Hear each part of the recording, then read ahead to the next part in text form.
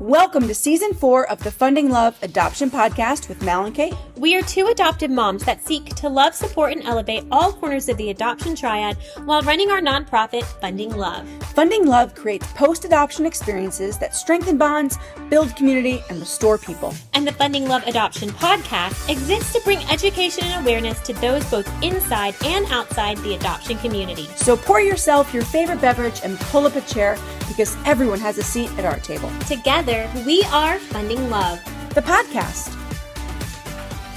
Hello and welcome back to the Funding Love Adoption Podcast with Mal and Kate. We are in bonus episode 3 of season 4, and it is our installment, our book club episode. So we have back with us our amazing co-host for our book club series, Allison Olson, and she comes to the table as an adoptee perspective, also an adoptive mom, but adoptee perspective. And then we have Jessie Matos, who comes to the table as the birth mom perspective. And then, of course, Mal and I are the adoptive parents here too. So we're reviewing a book that we have all, before we hit record, kind of had a whole entire book review. But so we're going to go review it again. But it is To Have and Not to Hold. It's by Lorri Benson. Very quick read. Very good. But we're going to talk about that today on this episode. But I'm going to toss it to Allison. You can do a little intro of yourself, and then Jessie, and then we'll get going. Sure. I am Allison Olson. I am an adoptee from closed adoption. And then we have adopted our daughter through an open adoption. I'm also an award-winning children's book author, surrounded by love and learning about my friend's adoption. I am Jessie Matos. I'm a birth mom of 13 years and an adoption professional. I am not an author, but I'm excited to be here. This was an interesting book for me to read, so I'm glad you guys picked this one. Yeah, this is good. And I got to say, I'm wearing my book club shirt for those, I'm going to do a little jump book club shirt. It looks like I'm wearing a white t-shirt for anybody who's, watching on YouTube with us. But no, I have to show I'm wearing my book club shirt because I'm excited about this one. Yeah, so let's talk about it, because I think there was a lot of good things, even from as an adoptive mom. I mean, truly as an adoptive mom, to see the adoptive mom in this story, the role that she played in this open adoption and in keeping this relationship going and together was so impressive to me. But this is cool because it how old is she? So I forget when her adoption was. It's early 80s, right? Yep. Yeah. I think. Yeah, early 80s. And she works for Phil Donahue. So I thought that was a fun little thing. Let's talk about that first, because Phil Donahue recently just passed. Yeah. Like a month. We're recording this, and like a month ago from when we're recording this, he just passed. And I thought that was like really weird timing as I was reading the book, because he's like before my time a little bit with the talk shows, but I got to like learn about him as I was reading the book. So that was kind of cool. Well, and when you read the book, and we won't give all of that part away, but yeah, he was so very supportive of this person. And so that's what I was thinking was, they're not even talking about that. They're talking about all the amazing things that he had done, raising awareness and supporting women and feminism and all of that. But when you read this book, I mean, him and his wife, Marlo, they were so supportive of Lorri and her situation. Yeah, for sure. So I think we should dive in at the beginning and really introduce Lorri a little bit more outside of that, and talk about her pregnancy and her relationships during that pregnancy. And I know we had touched on this a little bit, but like her thoughts on becoming a birth mom before she ever became a birth mom, during her expectant mama days, just like her own perceptions of what a birth mom is. So I thought that she was really honest and open and vulnerable about her pregnancy and what that looked like for her. So I would love to kind of recap that and dig into our thoughts there a little bit. Yeah. Or Allison, do you want to go first, or? I mean, it was interesting for me. I mean, it's a good 60 pages of her talking about her decision, up until she actually relinquishes her parental rights. And so there's a lot in here. Like you said, she's super vulnerable and super honest. And there were a couple things that really, obviously, I could relate to. On page 11, she talks about how she says you waited weeks wondering if your entire world was going to explode, coming up with excuse after excuse for why this period might be late. And, for me, like, I knew the next day. I mean, I could just feel it in my bones. And so I but there was a lot of denial and a lot of hoping and that I was wrong. And so, yeah, you can really, really relate to that statement. I think every birth mom can, at least the ones that know they're pregnant.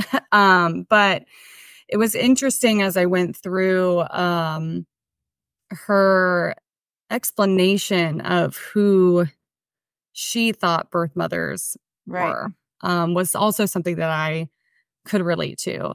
And I'm not necessarily proud of it, to be honest. And I think I've probably shared this with you guys before.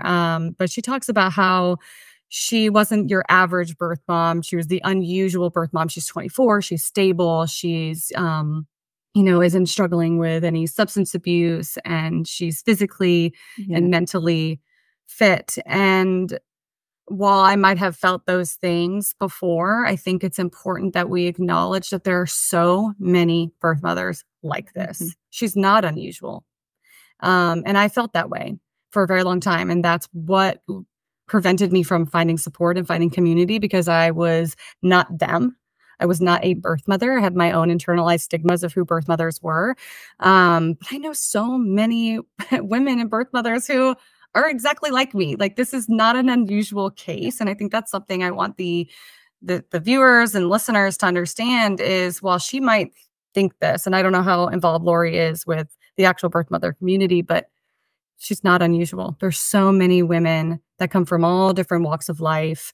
But I think the media likes to portray us as something else, because those are the exciting stories. Those are the stories that are going to get views and attention. No one wants to hear about the boring birth mom who, is low drama, and who's trying to work on her own healing. That's not interesting.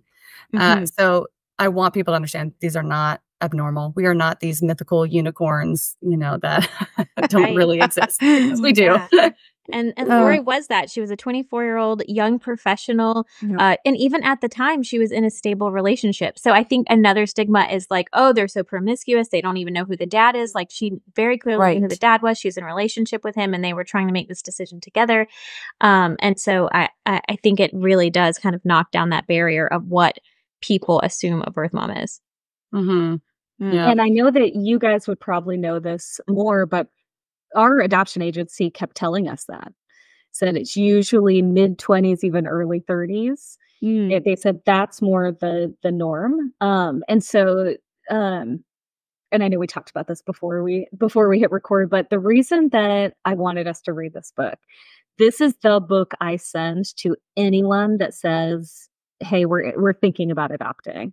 Yeah. Because I feel like for prospective adoptive parents, it is very important to read someone's story. It might not be exactly the same, right, as the future birth mom of your child, but to understand what they were going through and all of the different things that they experienced and felt. And while it might be a little different, it's just important to feel that. And then, as you guys said, it's really important to see how the adoptive parents coming in, especially the adoptive mom, really helped to change things. And I did want to put a clarification in, because you guys mentioned open adoption. It actually started as a closed adoption. Right. Yep. And I clarify that because some people like to say it's semi-open because they sent communications. I want to be very clear on the difference. A closed adoption means they do not have names. An open adoption means they have names. They did not start with names. And so anyway, so we'll go back to that in a little bit, since we're going chronological. But I just wanted to kind of clear that up. Yeah, that's a good point. It was interesting to see how things were done in her case back in the 80s. Like, I think what's unusual about her case is how she was treated during her pregnancy and afterwards, to be honest. I don't think her as a birth mother is unusual, but this whole situation I found to be kind of surprising, and how supportive everyone really was from the beginning. Even the stuff that the adoption agency was saying to her was very supportive.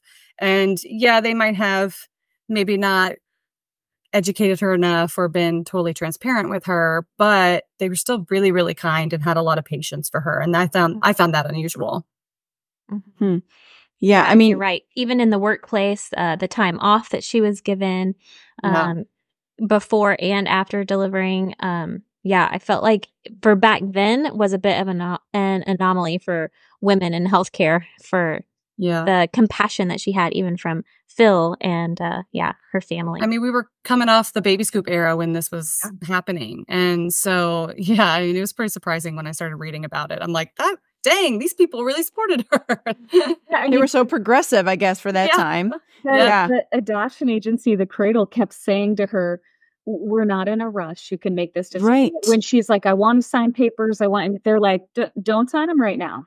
Just think about this and we can get back to it. So I thought that was really helpful. And the support from her boss, from Donahue and the whole production team while she was pregnant.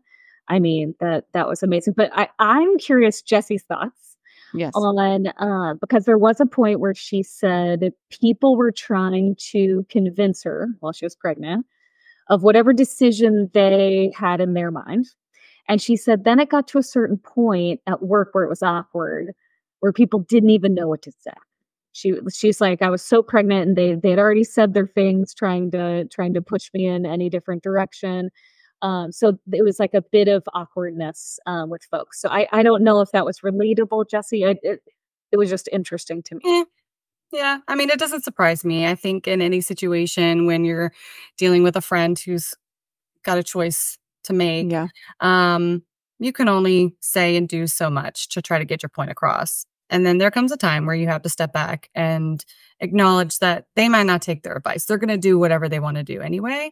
And so I don't think that this is necessarily specific to adoption. I think this is just for any big decision that people might have some polarizing views on.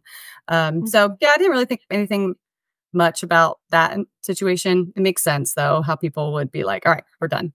Now it's just going to be weird because now there's a timeline and everyone is aware that we're getting closer and closer and closer. So that was also an element of anticipation, I think, for everyone of like, what's she going to do? How's this going to go? Because everyone knew that this at some point was going to come to a head. Right. Yeah. And I'm not going to lie, it kind of broke my heart how so much of it hinged on Andrew, that's what I was going to just say at the time, and the support that she was or was not feeling from him. But it definitely shared the truth of the matter that birth moms care about their babies that they placed. Like, they love them. She never for a second just didn't want her baby. It was always about what would be the best choice and how I want my child to be raised and what I am able to give them versus the life that they could, be given if I placed them with an adopted family. Because I know she really struggled with her work schedule and her workload and what kind of support she would have and childcare and all of those things. And it was just, seeing again that women truly love their babies. And it's the issue of like, oh, they placed them, they never think about them, they just didn't want them, is such a lie. Like, she truly loved her daughter so much. Yeah. And Andrew, the boyfriend, she was wanting, it seemed to me, she was just wanting a commitment, because if he would have committed to a forever with her, it would have changed her decision. So because she was like, I would then have the support, I would have the family, I would have for her daughter. And that kind of broke my heart a little bit, because you could see her just so badly wanting it, even if it wasn't the right thing. She just wanted to see that from him. And so there was so much of that she just waited and waited and waited and waited to make that final decision. And it is cool to see Andrew's perspective change as you read through this story. How he never really even wanted to acknowledge it and be present with it. He kind of wanted to ignore the whole thing. Like, almost he had the perspective of, let's just have the baby and move on. And she was saying, you can't just have the baby and move on. Right here, it's just not something you go through. It's not just like something you get through to the other side. It's there forever. And she was having we lost Mal. We lose Mallory. We did. There. We lost you. Okay, Mallory's back. Now we're all in different places. Yeah. Okay, we're still recording. Okay, good. Okay, yeah. So anyways, I just found that very interesting to see how he, because then by the end of the story, you see him desiring a relationship with her and wanting that and getting to know her. And because we don't really often talk about the birth father's perspective much, because we just I don't know anybody truly with that perspective. But you can see the struggle that he had, because as soon as she wanted to talk about it, it like almost hurt him too much, so he just shoved it away, kind of with so I found that interesting to kind of analyze his perspective, and how much that weighed on Lorri too. I mean, you can feel that in her. You feel bad. I don't know if, Jesse, you have any similarities there, or if you kind of picked up on that, or what your thoughts were on that whole dynamic. Yeah, I mean, really, this book was loaded of things that I was like, yep, this sounds right, and my understanding of birth fathers and how they handle situations like these and their placements and is that they do shut down and they close themselves off. I know a handful of birth mothers who are still with the birth father, and they either are still dating or they're married. And that's kind of a very common theme, is they struggle to talk about it. So they just don't talk about it at all. And it leaves the birth mom struggling, because here's their partner who refuses to talk about this. And she almost relies on him to kind of process this situation. And I mean, which makes sense. I mean, if you're in a relationship with someone, a committed relationship, and you're dealing with crisis, you've got to be able to talk about it. And so I see this a lot, where the mom maybe almost tries to hide her emotion because she knows that the birth father's not talking about it and is having a tough time. And that was something I noticed with Lorri, that there's so much left unsaid that I wish she would have said to Andrew. And I just felt like she was too afraid to have these conversations or really force these conversations on him. And, I want to be very careful, sharing too much about my own personal story. But, very similarly, this is how my situation was with the birth father. It was very hard for him to process. But for me, I couldn't ignore it. Because my life was the life that was changing. And, we've been able to have conversations about this. And he said, it has acknowledged, like, your life changed drastically overnight. Mine didn't. And he's like, that took me a while to kind of realize. Yeah. Because it's right in our face. We're the ones that are sick. We're the ones that have to go through labor and delivery and do all of this stuff. And all this pressure is put on us. So yeah, it's a delicate dance when the birth fathers are still involved, and because we just handle things so differently, women and men. And, for us, we have to talk about it. We are more willing to find community and reach out for support and ask for help. But what I did find interesting was that she was more afraid to talk to Andrew about her pregnancy than she was her parents. Yes. That one really surprised me. I mean, I think it's fantastic that she felt that way with her parents. So obviously don't think her parents are probably going to listen to this, but if you're listening to this, excellent job.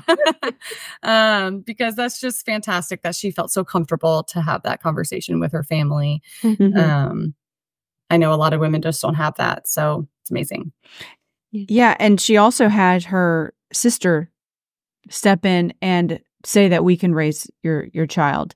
I found that very interesting because it kind of came out of nowhere. There really wasn't much talk about that. And then her sister said that. But then Lorri had enough in her to be like, well, your marriage isn't what is ideal. Your marriage isn't where I would want my child, that sort of thing. But I found that probably a very common thing, more than we realize, a family stepping in and asking or saying, I'm willing, would you, if you would allow, we would raise this child, So that was another part of the story that she had to process and decide.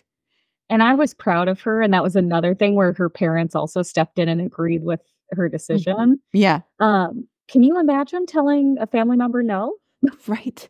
And saying, no, I'm going to pick a family none of us know. So, AKA strangers. And they were, some folks were making her feel bad about that decision. And I was very proud of her for making what she felt was the right decision. Yeah. And we deal with that. I mean, I didn't have any family members offer, but I had friends that I knew make comments here and there. And it's interesting because I feel like in most kinship adoptions, and maybe I'm wrong, I don't have the statistics for this, but I find that there's a lot of conflict. And I saw that in the comment that her sister made to her that was like, if you decide to place with us, this is how it's going to work. I mean, they're immediately setting up boundaries and they're immediately telling her how it's going to go. And while I understand where they're coming from, to me, from a birth mother's perspective, I'm like, who are you to tell me how this is going to go? If anything, I should be telling you how this is going to go. Right. But I get it, you know, but that was a little off-putting for me to read what her sister was saying to her. I think I wrote it down. Let me see if I've got it. But yeah, she said it would not be on loan to us. You could not be involved in raising it. And you could not question our decisions regarding it. And so it's like, you haven't even had a conversation about this. Yeah. You haven't even talked to her or asked her what you think her opinions are, what she wants out of this relationship and what her expectations and her desires are. And we see that a lot in non-kinship adoptions, you know, where parents are coming in and they're putting these setting up these lines and these boundaries without even getting to know the mom. And I try to talk to adoptive parents. I'm like, put yourself in her position. Yep. If you had a family telling you, this is how many updates you're going to get, this is how often we're going to communicate, that is telling the mom that you don't trust her. Mm-hmm. And how would you feel if someone was essentially judging you before you even met them? It would not make you feel pretty good about yourself. Mm-hmm. And so you've got to be able to recognize that this is a relationship and there's no way to build a relationship if you're setting up boundaries from the beginning without establishing any sort of foundation or having even a conversation. Mm-hmm. And I know agencies are kind of facilitating these conversations a little bit better these days. But you know, was the issue with my own adoption being semi-open at the beginning. We had these ground rules and this checklist that we had to check off. And it takes a long time to develop a very organic and fluid relationship when you're just following a checklist. Mm-hmm. Yes. Can you imagine meeting a friend and saying, okay, Mal, we're friends. We're going to go see a movie the first Friday of every month. And then we're going to get coffee on the third Tuesday. Has to be the third Tuesday, Mal. I don't care that you're working. That's so weird. What a weird way to start a friendship. It is. And so and I want you to send me 3 texts a month. No more than 3. No more, no less. No more than 3. And they have to be a certain size. Yeah. So many stipulations. How can you be yourself? You can't. You can't. And how can that be a relationship? You know, like we all know how to build relationships. It's not a relationship. It's an obligation. That's not a relationship. Right. True. I agree. And hey, I wanted to bring us back to really quick, Drew and Lorri, because we kind of touched on it, and you guys will remember probably the exact words. I don't, but the way that Andrew was viewing it was because they were newly dating. So that was one thing I don't think that we had said. They were newly dating when they got pregnant, when she got pregnant, but they, formed the baby. He viewed it as, we will start once the baby has been placed. Yes. Mm-hmm. So once you've had the baby and once the baby's been placed, our relationship will start. It will start afresh. It will start over. And she viewed it as, it will end. Like you are not doing your part right now when I need you. And that's kind of where it will end. And I'll just move forward real quick on their relationship. I definitely want to come back to this born. But in their relationship, they have this crazy push and pull until they finally oh, they're really in love and they're together, and he works really hard to get her back, and then he again pulls away and doesn't want to commit and doesn't show love and caring, and then it's just like it's constantly this push and pull. And then they go to counseling and realize it was his own trauma from not getting any, not going and getting the self-care he needed and the healing he needed for being a birth father. Mm-hmm. So that was interesting. But I did want to say, now we get to the baby is born. If you guys are okay with moving to that. Yeah, let's do it. Because now we're going to talk from an adoptee standpoint. I love, and I do want to say a little trigger warning to adoptees that may have not had the best relationship with their birth family. Like if you searched for your birth mom and she rejected you, trigger warning. But I loved the way that she wanted to spend time with her baby. I loved that. She held her baby. She named her baby Amy, like really cute, Aimee, right? Which was not what the adoptive parents, they were never given the name, right? Because the names were not shifted over. So they named her something else. But she held and played with that baby, took pictures of that baby all 3 days in the hospital. Yeah. She maximized her time with the baby. And to me, that's very important. Being born in 1979, and I say this a lot, like I do not even believe that my mom got the opportunity, was allowed to hold them. Right. So it was very, very important when our daughter was born. I left the room. She was born. I was part of the birth. And then I said, I want you to be the first one to hold her. And I said, I'm going to leave the room for as long as you need. If that's tomorrow, I won't come back. You tell them when to bring me, and I will just go sit in the hallway. Because it was that important to me that that our daughter, was held by her. And so I loved that. The one thing that, hurt her and hurt me as I read it was the parents who said, we will pick you up. We will drive you to the hospital. We will stay at the hospital. We do not want to see her. We do not want to hold her. Oh, I know. That was very painful to her. Of course, that didn't even end up happening. She later found out that they kept going to the nursery. This was, back when there was the nursery. They weren't bringing the babies into the room like they do now. But so they were out there looking for the baby and, wanting to see Amy. But that was tough for me, obviously, to hear that. Yeah. Yes. Yeah. I made note of that too, because the parents were like, we will drop you off, but we don't want to see her. It's going to be too hard for us.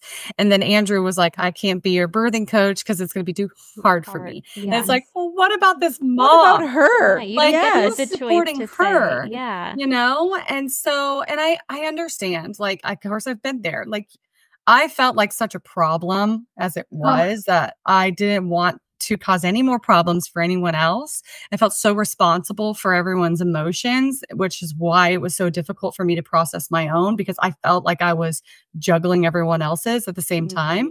And so it's hard to advocate for yourself, which is why, an expectant mom needs to have an advocate, an agency that truly cares and has enough experience to say, hey, this is really common for moms to struggle. And we want you to have the support. It's okay to ask and to want these things. But when you're in survival mode, you don't even think about this stuff. You don't even really know what you need.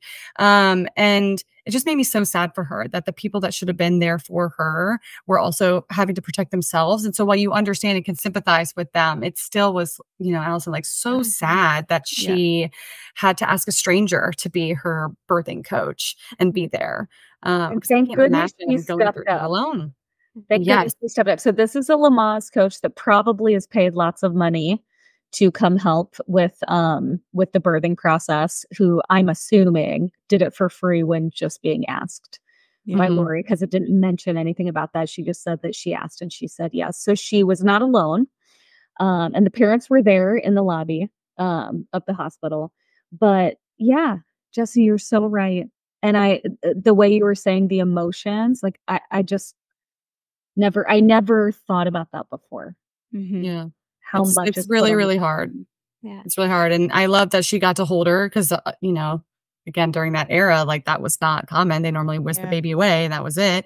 But I know so many women who will say things like, I don't know if I want to hold my baby in the hospital. And I always say, I have never met a mom who has regretted holding her baby and loving on her baby in the hospital. But I have met plenty of moms who have regretted not holding and loving on their baby in the hospital. Yeah. That connection is still going to be there.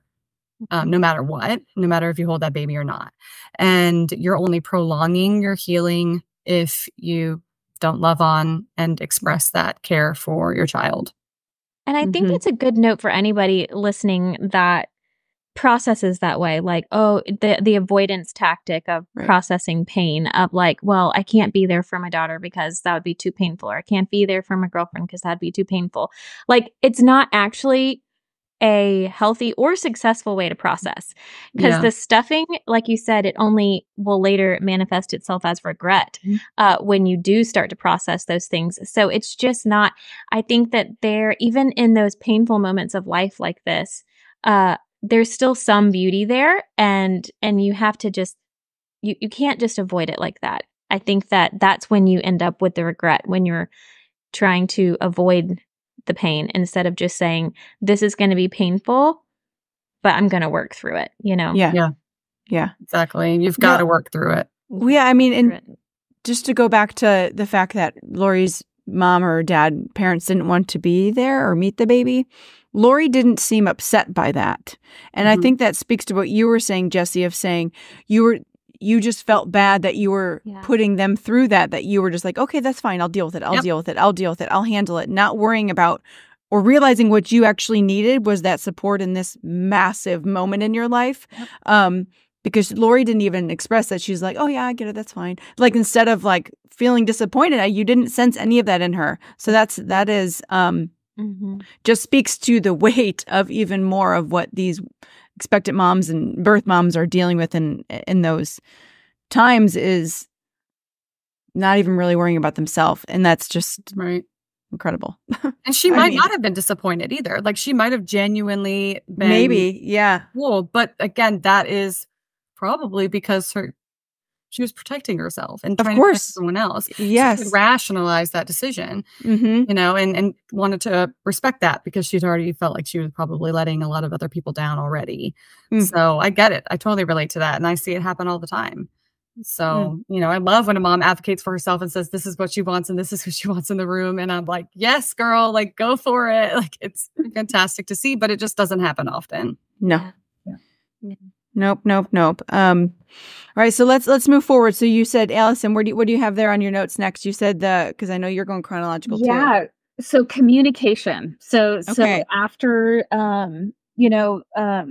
after delivering the baby, that actually, you know what, that there was a time where she had to actually make the decision. So hers was a little bit different than, say, like our particular case. So our daughter's birth mom had made the decision before she gave birth. She had signed all papers before because she didn't want to be signing papers at the hospital was her thing. But yeah, she had to make that decision. I can't remember the time frame. Do you guys remember the time frame? But she finally made the decision. It was like a week, I think. They said they would give her a week. Yeah. It felt long because of all the emotion that she was writing and stuff. And she went and signed the papers, and then Andrew had to go sign the papers. And he didn't go as quickly as he was supposed to. And that was a big shock for her because she's like, you've been wanting to start over, right? Start afresh. Like, why are we delaying this? And it was years, she says years and years, but decades later that he finally admitted it was because that was difficult for him. And so again, it goes to what Jessie was saying about the feelings that had not been processed, but she was able to select the family. And she felt good about them based on their profiles. I know you guys are going to be talking about profiles in another episode. But then after that, she wrote 2 letters. She wrote a letter to Amy, her child, and then she wrote a letter to the adoptive parents. And that kind of went along with signing the papers, right? Yeah. And then they responded. And the way the communication worked at the time was all communication went through the adoption agency. No names were involved, right? And so obviously, other than her saying like Amy, which was not the name that she was named. And so with that, though, I want to talk about the slow communication. And I want to talk about the huge barriers that were unnecessary in the 80s. And because it's important, because my big thing that I advocate for is openness and letting that communication just roll like a real relationship. So what would happen is someone would write a letter, they'd send it to the agency. The agency would write the other person a letter. So let's say the adoptive parents sent a letter to the agency. The agency would send a separate letter to the birth mom. Say, we've received a letter. Do you approve for us to send it? Gosh, snail mail. Geez Louise. And just took so much longer than needed. And think about, like, I don't know about you guys, I don't check my mail even every day. Right? Like, I mean, just so she would talk about that. It just kind of took months and months. And the first time she finally like got this letter, she opened it up and said, "Do you accept to get a letter?" Yeah, of course. She's like, "Of course I do. She Send like, it." told them repeatedly, like, "Don't ask me again." Just send they it. Would still ask. Yeah. Just send it. So in fact, I would say it was birth moms like her. Yes. That helped to push the movement to get us to more openness. And so then let's talk about the heartbreak. And I'm going to talk about this from an adoptee perspective, the 6-month mark. And where Jesse was talking about earlier that the adoption agency did a good job of not persuading her, not pushing her. She could make her own decision. But they did a poor job of educating her because they said, yeah, you can always communicate back and forth through the agency. And the 6-month mark hit and the adoption became final. And then all of a sudden, the communication stopped in the sense that the adoptive parents then had all the control. And she could send all the letters she wanted and it would stop at the agency. They would not then say, "We have a letter from the birth mom. Will you accept it?" They like could not. Right? Yeah, I found that weird. It's like the adoption agency had to say, "Yes, we'll receive it," but you couldn't tell them there was letters there. Couldn't tell them there was letters. Also didn't tell them, "Hey, nudge, nudge. If you want to get letters, yes, let us know to accept them." No, couldn't even do that. So, and she just felt torn apart by it. And anyone would. I mean, that part to me was like, oh my gosh, I'm shocked she like didn't sue the agent. Yeah, it's just more of that. It's crazy to think, though. It's crazy to think that the agency had that much power over a relationship. Like, and I know that's how it was, but they do. They still kind of do. I do. So that's why I want to put that up. Yeah. Well, it just felt like they were in charge, but when both sides were willing, it's so funny that they just don't say, "Okay, go ahead, go ahead." Like in both of my experiences with my children's birth mom, they let us do it ourselves. They we have that freedom. So I found that so like aggravating. Like it is aggravating to watch that unfold. But to your point, Allison, before you say your other point, is that the Lorri felt like very progressive and almost like a pioneer to say she didn't stop. And then you could see their policies soften and their policies change. And she then was questioning it. Like, why does this exist? Right. Can you tell me? Take it to your board. Take it to your board. Yes. Wrote their board. She was trying to change policies.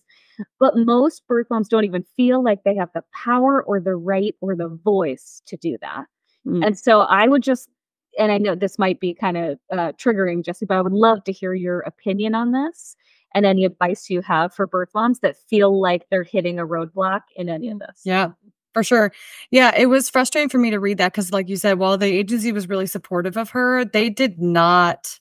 This was not informed consent, right? Because they were not clear with how this relationship was going to go. She did not know that communication was going to stop at the 6-month mark once finalization happened, and she expressed her frustration with the agency for not being clear about that. And they kind of were a little dismissive, "Oh, I don't know how that happened," whatever they said. And it's like, you did this. You knew exactly what you were doing. And we see that agencies will say all the right things to these moms. Yeah, yes, you can have this, you can have this. And they're not talking about the risks involved. They're not talking about like, well, we really don't have much control. We can say, and they can promise all these things, but this is the reality of the situation. And so that's what informed consent is when you are sitting these moms down and telling them, the pros and the cons and the risks involved. And we don't know what we're doing when we're an expectant mom. Unless you've done it before, you don't know what you're doing. And so you're just listening to these professionals tell you how it's going to go. And you're trusting that they're being honest with you and that they are respecting you as mom.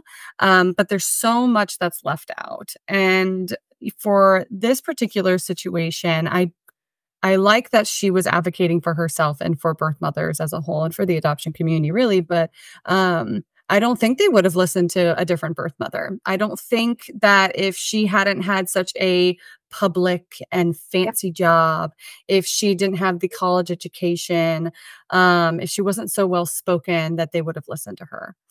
And so got kind of lucky with this one, to be honest, that they actually considered some of these policy changes. And it didn't happen right away, because there was even one part where she says, I mean, it was years between letters. Yeah.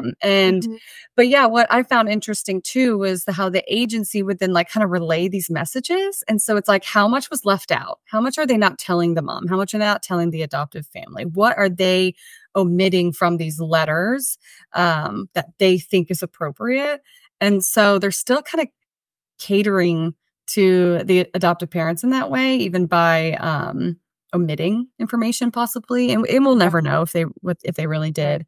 It's interesting that you should say that, because a lot of adoptees have, our paperwork has big black Sharpie section. Yep. And I don't think a lot of adoptive parents fully understand that. And you know, they claim it's names, but sometimes it's other things. It's like bigger sections. And so that's crazy. I would love to hear, Kate, about your advice to adoptive parents, or even hopeful adoptive parents with this. Now that you're hearing all this, because the truth is the power is with the adoptive parents, right? So especially after finalization. Yeah. And so what are you guys' advice to them, especially someone that's maybe apprehensive? It's like the first time they're really learning about open adoption. They still have the old stereotypical fears of, what if she comes back and wants to parent the child? Like things that the birth mom's already been educated enough to know that that's not going to happen after finalization. So what advice do you guys have in those cases? Yeah. I mean, I would say, as an adoptive mom,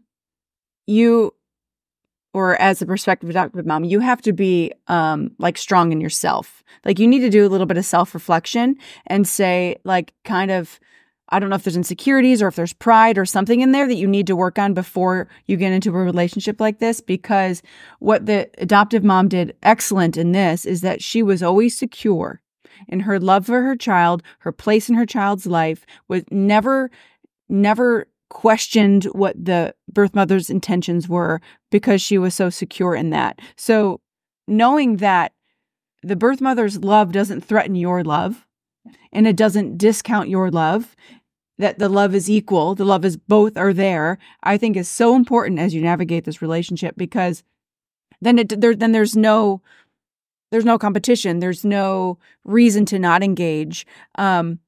And then the fact that she was always just so honest from the get-go with her daughter. She just shared everything. She didn't hold anything back. She kind of gave a little bit of that decision power to her daughter of saying, you know, here's these letters when you want to read them, and then reach out when you want. And she, watching her mother teach her that, navigate that, gave her the confidence to reach out to her birth mother when the time was ready. And so I feel like there was just so much health in that it was very impressive to watch, and gave me a lot of notes to take of, you know, if there's any hiccups in the road, it's going to be pretty much on my fault, because it would come down to me feeling insecure about something or unsure. So that's my take, is like, you can't be you got to be confident in your love for your child. And it's not going to be threatened by your birth mother. That would be my take, my note, my tip. Mal, what'd you say? And mine would be like identifying and admitting, because it's hard to look in the mirror and admit that you hold these stigmas, or you hold these. What I find is at the base of them all is fear, right? They're afraid their child's not going to love them the same, which is selfish. Like, what? Yeah. Or afraid that something bad is going to happen. And so it all kind of roots down into like your own selfishness and you viewing your child. Me and Caitlin have talked about this a lot, of like fulfilling some sort of need in your life versus you raising a child to be a productive, amazing human in the world, right? So it should be about the child and not about what your need is and how your motherhood is threatened or your insecurity isn't met or is, threatened. And so I feel like doing that work, like Caitlin said, of looking in the mirror and identifying those stigmas and taking I think it's helpful to take the adoption, like let's pretend like the adoption word didn't live here. and you were parenting a child and you knew that it was best for them to have a relationship with, say, an aunt. Like, I feel like the excuses that people will use against not seeing a birth mom, they would never use for the aunt that struggles with alcoholism, or the aunt that, you know, has been fired from 3 jobs, or depression, or bipolar, or whatever that you might say. Yes. And it's just like, what is this filter? Like, you need to lose this, because it truly is best for your child to know that you're even trying. Because I know that even reading our last book, Angie talked about how helpful it was to know that her mom truly was open and caring and trying to help her establish those relationships with her birth family. So you just have to keep that lens of, you have to parent open-handed. Like, it is your child, but it's not your child. Like, this is another adult that's going to walk around the world, and you want to do your best to help them to be a healthy, productive human. And we know statistics do show that, you know, open adoptions and at least even knowing for an adoptee where you come from is so helpful, knowing your history. And so I think you just really have to put that, you have to look yourself in the mirror, be honest, and view it with a lens that erases those stigmas and kind of takes that, you know, ugly adoption word off of it. And my personal advice would be to get out from under the agency's control or whatever guidance as quickly as you can. And because that's just so difficult. I know ours started there with, like, you can meet at a you know, the agency for a meeting, or you send the letter there, or send the gift there. And it's just like, why are we doing this? Like, if you can really get personal, I mean, the stories are very rare where they're going to come to your house or they're going to mail you a bomb. Like, these are so absurd. So I think that we really have to set down all of the. Oh, did we lose Mal? We might. Froze. There we go. Oh, there you are. Or not. No, she froze. Hopefully she'll come back. No, I mean, we'll just continue that conversation, though, until she comes back. I agree with everything you guys are saying. And, you know, there was a lot of wins in this book for me. Mal, you're back. You've joined us. Do you want to finish your thought? You're good. I was just, you know, rambling on. But yeah, it's so true. It's like the mom didn't even, like, from the first letter, you could tell that there was that fear wasn't there. And maybe it was there, but she wasn't letting it lead. And I think that's what people need to remember, is that fear and those insecurities are going to be there. And I'm not just talking about for adoptive parents. I'm talking for birth parents as well. Everyone's going to be playing this game and doing this dance until you've kind of established a better relationship and gotten to know one another. But I think people think that, oh, well, if I'm feeling this way, then that must mean something, and I must listen to this, and I must do what I can to protect this child. But it also comes back to parenting an adopted child is not like parenting a biological child. You cannot treat it as such. Stop trying to put a square peg in a round hole. Like, that's not going to work. And so you can't treat this like a biological child-parent relationship. And that means you have to kind of lean in. And I tell families too, I'm like, adoption hack, if you want to get to know your child, get to know their biological family and allow them to influence the way that you parent your child. Figure out how the parents were in school. Maybe there were teaching styles that benefited them differently. Maybe there were certain activities and sports that they favored. Maybe they process things a certain way. And if you can't relate to your child in that way, why don't you just talk to the biological family and get their advice and see how you guys can work together to support this child. And I think people kind of miss out on that. I'm like, to me, it's kind of a no-brainer, you know, like, hey, how was this for you? Did you also struggle this way? How do you wish your parents had responded to you, or whatever it might have been? Because that's how it's going to work. And I just really, really appreciated that this mom recognized that from the beginning and didn't let fear lead her decisions and how she handled the birth mom. So, yeah. And I love how the story continues. So like as their daughter becomes a teenager, they start to communicate via email. So I think it's a letter first. I think they do a letter first, and then they exchange emails. They start doing emails. Well, before they get there, just so that folks have the chronological thing. So after the 6 months, nothing could happen. And so, she was distraught, all these things, but they said, hold out hope. And thank goodness the same lady kept working at the cradle. Her name was Jane. She goes, if they decide to adopt a second child, that will open up the window. And so Jane has had this in the back of her head, probably wrote it all over the file. It's probably sticky notes all over the office.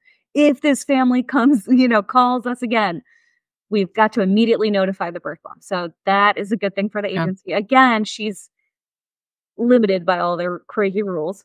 Yeah, but Lorri also, every time she moved, had a change of address, had a change of a phone number, would call the cradle, please update. Yeah, because she didn't want to miss out on that. So I love that. Yeah. Oh, I love it too. So then they came back and were in the process of adopting a second child. And that's when the adoptive parents kind of were made aware, hey, you have to tell the agency. So then they help to advocate for this communication. So that was the only piece that I would say. Just people will be like, email, how did they get the email address? Knowing who they were. So then that happened. And then that's what kind of led into the openness of the adoptive mom, I think, was the first one that said, let's go ahead and exchange stuff. Yep. Here's our names. Here's what we named her. Here's, the town we live in. And that was so cool. That was so cool for Lorri, in my opinion, when I was reading that part of where she heard her name for the first time and was reading her name for the first time and got those pictures and was seeing the family. It was just really, I don't know, it warms my heart for her to kind of have a fuller picture now, or to see what she's been called her whole life and all of that, because... Or the realization of when she moved from the city, she thought she was lived in and mourned that. And then she was like, she never lived there. She never lived there. Yeah.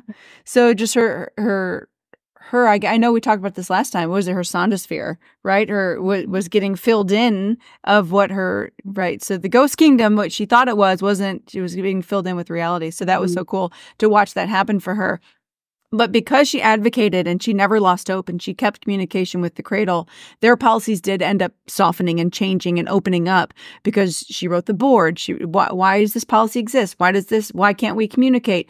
And then it kind of changed to where they could start communicating with each other, directly with each other. And I don't remember the exact details of how that happened, but because of Lorri's persistence, things did change. And the openness then became between the adoptive mom and the birth mom. And they would share information, and then the emails, and it was really cool to see their daughter have that eagerness to reach out and be so excited about it, and her nerves behind her. And then the way that she even wrote her letters like a little teenager. So hey, okay, all right, bye. It was so cute to see those letters. It was sweet. And then that even progresses into a phone call. And the anxiety over that phone call on both sides was endearing, because that they probably both have, I guess, pictured how it would go, or what they each sounded like, or what it was going to be like. So that was kind of living in that anxiety with them as that phone call was happening. But Jesse, I don't know if you have any thoughts on that as you were reading, or even Allison too, from both of y'all's perspective of how that changed. And now we're at this point where they're communicating with each other, this was very similar to my own situation. We started out semi-open, so all communication went through the adoption agency. We knew each other's first names. They knew all of my information, which it is what it is. But I can't remember how long we exchanged letters through and updates through the agency. Here's my son. He's supposed to be sick from school today. I'll be buddy, sweetie. But we eventually emailed, and they were the ones that initiated. They said, we've created this email account. No. She's like, if you're comfortable, we've created an email address that we would like to communicate with you through. And so we did that for a couple of years, and that was much easier rather than them having to print out all these photos every single time. And then in one of the emails, she eventually said, I'm struggling trying to upload some of these videos. Here's my phone number. You're free to, text me if you're comfortable. So of course I texted her right away, but that took us, a good 5 years to get there. And so that's another thing that I think people don't realize is this stuff takes time, especially if you've got limits at the beginning, whether that's limits set by the agency or whether that's something that you guys came up together. But it takes a long time to get comfortable with one another. And I think we expect it to just be this beautiful, magical thing from the beginning, because that's this picture that is often painted in people's minds, of like, well, if this is my calling, if this is what I'm supposed to do, then it's going to be wonderful. Easy, right. Everything is going to be fantastic, right? And no, it takes a really long time to get completely comfortable with one another. And we see it in this book, even years after their reunion. I don't want to jump ahead too much, but even years after their reunion, they're still kind of surprised that they're included in things. Yeah. And I don't know if that feeling ever goes away. I mean, I'm not there yet, but like, do you ever stop doubting your position in their life? And, that's evident in this book that they're still dealing with it. But yeah, I think it's really important that adoptive moms realize that this is a relationship that takes time. You're taking two perfect strangers most of the time, and I might have said this before because I say it a lot, and combining them into an extremely intimate relationship with no foundation. It's not going to be beautiful and perfect overnight. And while we might advocate for open adoption, that doesn't mean that there's not going to be struggles and trials throughout that relationship. But I think what's important to remember is that open adoption simply lets all of us, all the parties involved, process things as they're happening, rather than waiting to process all of this junk when you're in reunion or when you meet each other again in life. So it's not always going to be pretty and easy to navigate. It's going to be messy, but you've got to be there. And I think it was, Caitlin, you were saying earlier, like the way that you communicate, the way that adoptive parents communicate with the birth mom, like you're setting the stage for how the child is going to communicate with them later in life. So what are you doing to make that transition as easy as possible for them? Yeah. Are you going to help them along, or are you going to make it difficult for them? Yeah. And so you've got to, that stuff starts, in childhood, early childhood. I loved the confidence that Amy, now Katie, had in her letters. And you could see how similar her and her birth mother were in the way that they spoke and wrote. But they both just had so much confidence and weren't afraid to like go after what they wanted. So I think that was obviously very, specific to their own character. But goodness, I mean, that the parents could have easily stifled that in Katie, and they didn't. Well, I think Katie's eagerness to talk to Lorri, and the positivity and the joy she had around it, was her parents spoke positively about Lorri. There was no negative talk. There was no anything like that. You could tell that it was always a positive thing. And what was Katie's adoptive mom's name? Anne, right? Anne. Yeah. So Lorri and Anne respected each other too, which was as equals, which is so important because that is Anne's job, in my opinion, to establish that. And Jess, you and I had a phone call about this one time in managing a relationship, because this is kind of uncharted waters in a way. Like, we're still figuring out what the heck we're doing in open adoption, to be honest with you. We're not like, nobody's really an expert yet, and nobody's really seen like the beginning to the end of it, how to navigate it fully from get-go. But if you've said this, and I agree, if you don't know, ask. Like, if I don't know if I'm doing something that's hurtful, if I don't know how to communicate with her, if I'm too much, if I'm too little, just ask. Because you don't know unless you ask, and you're never going to get any further until you know that. And it's going to continue to be this awkward stepping around each other kind of deal until you can ask. And then that's how you can grow in depth in your relationship and all of that. So I think that's so important for birth mom, adoptive mom, to maintain that relationship together. Just ask each other, because you don't know each other. Well, we're all worried about offending each other. We're all worried about saying too much, saying too little, all of that. Both sides are. I mean, we really are. And so I think that's just an important thing. But but for the sake of just keeping this episode not like super duper long, it wraps up to where Lorri is included in her daughter's wedding. Very intimate wedding. And it was 16 people, right? 16 people. And she just wanted her immediate. She said, I want my immediate family there. And Lorri and her kids and husband were included in that immediate family. And that took her by surprise, like you said, Jesse, because they had been in reunion and known each other now for years at this point. And the fact that she was included in that was like, okay, we're all family as one. And that was really cool because Lorri had girls, and then Katie had a sister too. So like there was like 5 sisters amongst them, or 4 sisters or whatever. And so they ended up being just a group of sisters through adoption. And I thought that was really pretty. Now it's a beautiful story. Not all stories are like that. Just to give a disclaimer that this is a beautiful ending, but also to Jesse's point, it wasn't that way from the beginning. It takes time.